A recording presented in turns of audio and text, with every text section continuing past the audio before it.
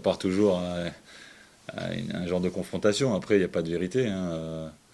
Mais Nice va certainement venir pour avoir un bloc équipe assez dense. Euh, donc ça sera à nous de le contourner, à nous de trouver des solutions. Il y en a quelques-unes, mais après, il se peut qu'ils viennent en essayant de venir nous chercher haut d'entrée. Enfin bon, après, moi je me prépare à la première configuration. On verra dès l'entame et dès le coup d'envoi ce qui se passera, mais je m'attends quand même à ce que le bloc équipe niçois soit bien en place et que il faille trouver les solutions assez vite, ou le cas échéant être patient et pas se déséquilibrer.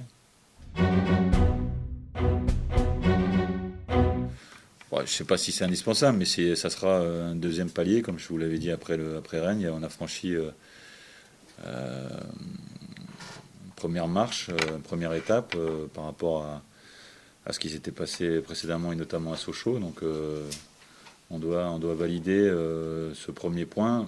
Bon, on ne doit pas se satisfaire de ça, mais ça sera un bon point si on gagne contre Nice. Donc il est clair que la victoire euh, a une importance.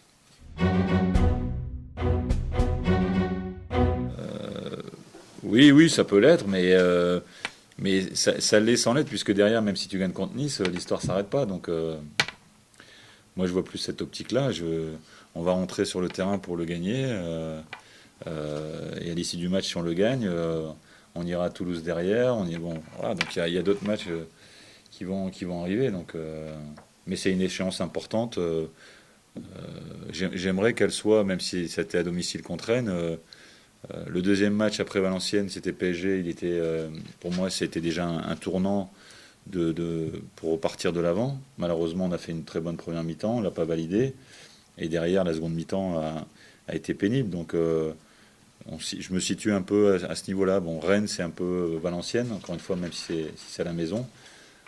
Le deuxième match fait peut nous apporter ce plus de confiance s'il y a une victoire.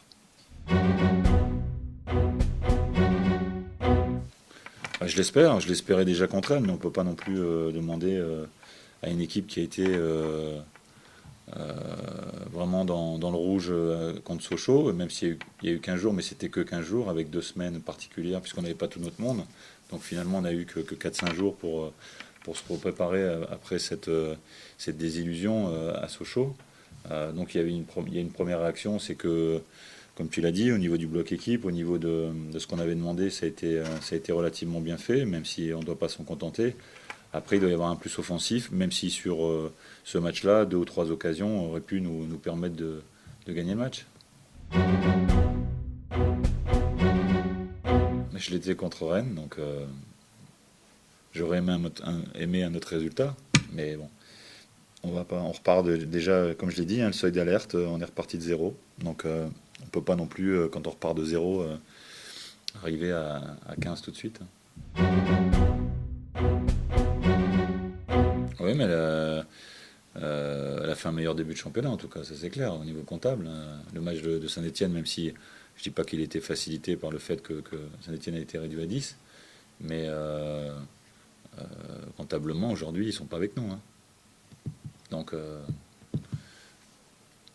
Lyon, qu'il était à un moment, ne le sera pas non plus, mais moi j'ai parlé d'une dizaine d'équipes, hein, donc maintenant, à l'instant T, c'est pas une vérité.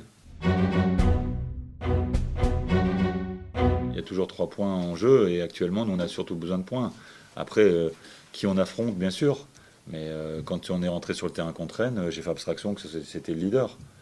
Il fallait qu'on fasse déjà attention à notre jeu et si on pouvait prendre les 3 points, quel que soit l'adversaire, encore une fois, avec le respect qu'on a, que ce soit Nice ou Rennes, il y a 3 points en jeu et on en a besoin.